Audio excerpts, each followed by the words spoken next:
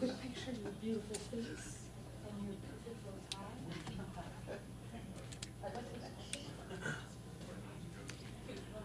Thanks so much for being with us here on Atlanta News First Plus. I'm Joy Liam Nacker, and just want to share with you some of the top stories that we are following, starting with the threat of a government shutdown. The clock is still ticking on that potential threat of a government shutdown.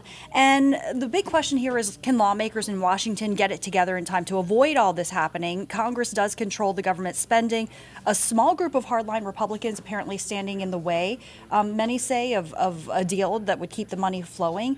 Millions of people would potentially be impacted here. Of course, so many of them here in Georgia, even paychecks could be on the line here, particularly when we're talking about government workers, but potentially even more than that. House Speaker Kevin McCarthy trying to get fellow Republicans on board through they're reportedly a core group are saying that they're not budging unless, really they get their way. The deadline for a deal is tomorrow night when the clock strikes 12. So, we're talking about potential impacts even on airports, public health, safety departments, government services, several services that, we will continue. You don't have to worry about Social Security checks, so that's a bit of relief. Post office is expected to stay open. Your mail will be delivered as normal. Veterans benefits, VA medical facilities will not be impacted, so we don't want to be alarmists here. You don't need to worry about that. You are going to still be able to use Amtrak. As for travel, because that's always a concern here at the world's busiest airport, Hartsfield-Jackson Atlanta International Airport, air traffic controllers, TSA, are deemed essential workers, so technically they are required to stay on the job, but they won't get paid until the shutdown ends. So that definitely would impact them. TSA lines could grow longer if enough screeners stay home.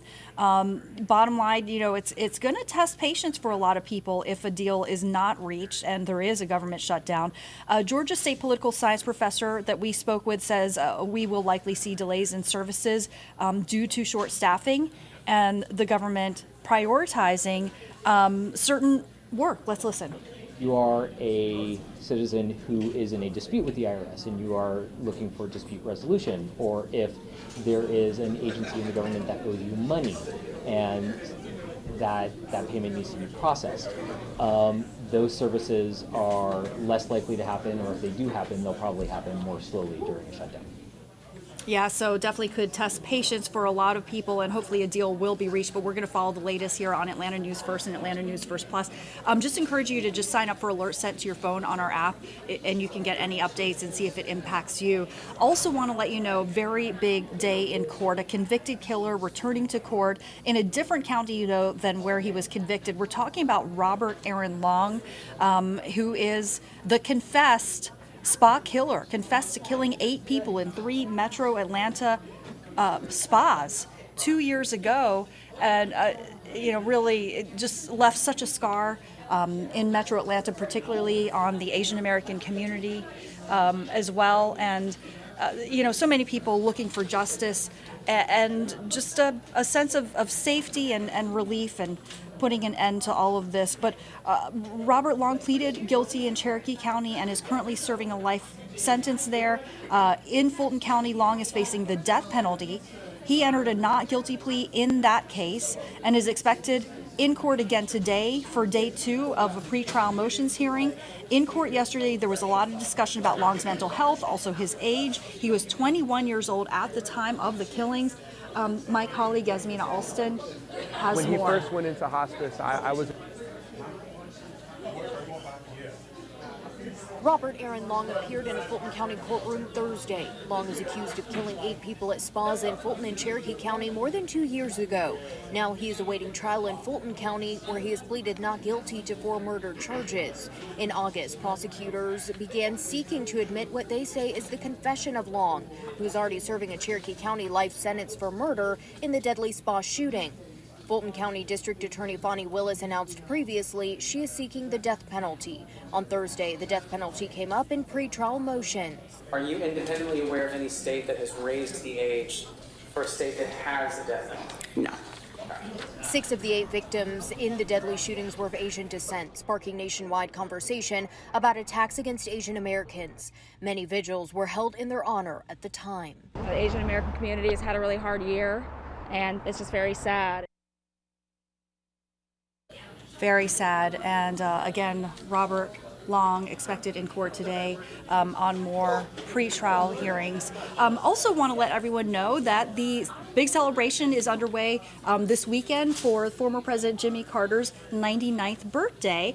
And gosh, you know, it means so much to the country, but particularly here in Georgia, obviously a Plains, Georgia native. And the Jimmy Carter Library and Museum and the Carter Center have a full list of events happening throughout the weekend to honor the former president and his birthday.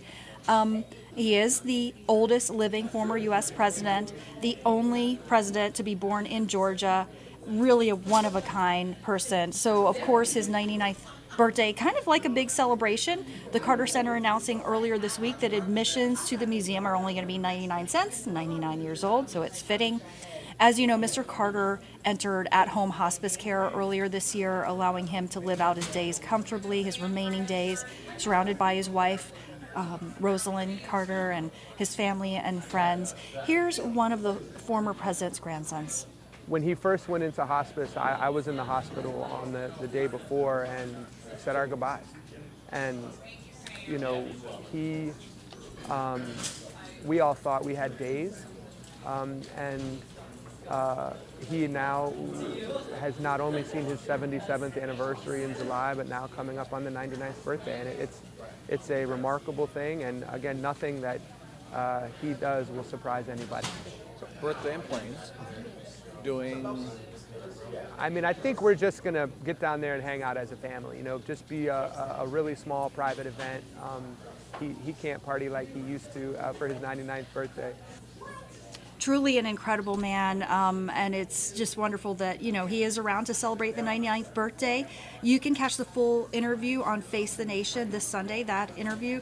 Right now you can actually upload a birthday tribute to former President Carter on cartercenter.org, because they're going to add it to a digital birthday mosaic. So a really nice tribute to him. And then just happening tomorrow starting at noon, there will be, you know, birthday cake and family-friendly games and crafts at the Jimmy Carter Library and Museum, along with food trucks and other activities.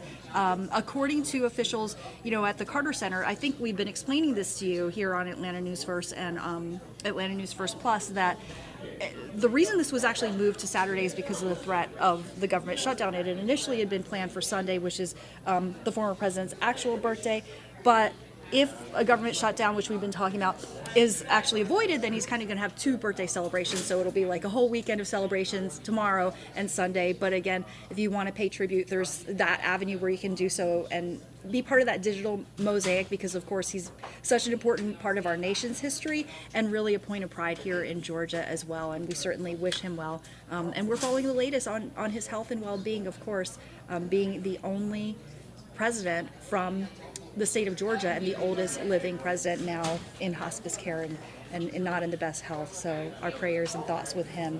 Okay, I want to show you a live look outside now. It is a beautiful day out there. And we have meteorologist Rodney Harris telling us what is in store. I hope more of this. Yes, Joy, I hope that you are enjoying this weather now, because you're going to see a lot of it, Joy, over the weekend and going into next week. Happy Friday to you, everybody. Hope you're off to a good start to your day. What you just saw, that look over Atlanta Airport, Buckhead, great start to your day. A lot of sunshine will greet you throughout the day today, throughout the entire weekend. In fact, I'm just going to go ahead and start by saying our next best chance of rain isn't until a week from today, like next Friday. So if you want to wash the car, or is there anything you got to do outdoors that requires a lot of dry weather, you are in good shape. So here is Atlanta Airport. You can see that southwest plane getting by there. Temperatures are obviously starting to warm up. I will say we spent 2 days in the 70s. 2 days. So today will be the first day since Tuesday that we will finally be back in the 80s. Here's a look at Buckhead. Now we'll show you that temperatures. Today, the first day in 2 days that we'll be back into the 80s this afternoon. It's already 70 degrees right now in Atlanta. Here's the story. So we have an upper level high that's building across the southeastern U.S. It's a very summer-like pattern.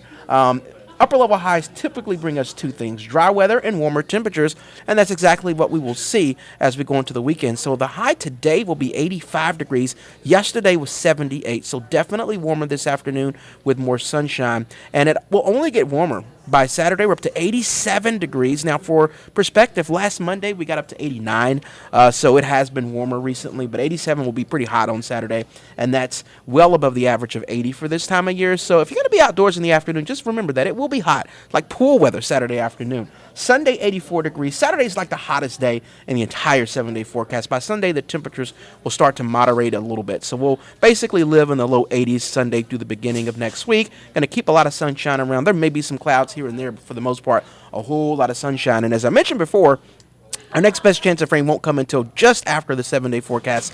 Next Friday, October 6th, that is when we're seeing a chance of rain. And that's because of a cool front that's going to move in. Hopefully that cool front will really cool us off as we go into the following weekend. But we'll keep you up to date on that once that actually is a part of the 7-day. But over the next 7 days, dry, no first alerts, some really nice weather out there in Metro Atlanta. So we hope that you get out there and enjoy it. Have an amazing Friday. Have an amazing weekend. First Alert Chief Meteorologist Jennifer Valdez will have your updated forecast on Atlanta News First at noon. And until then, we'll see you soon.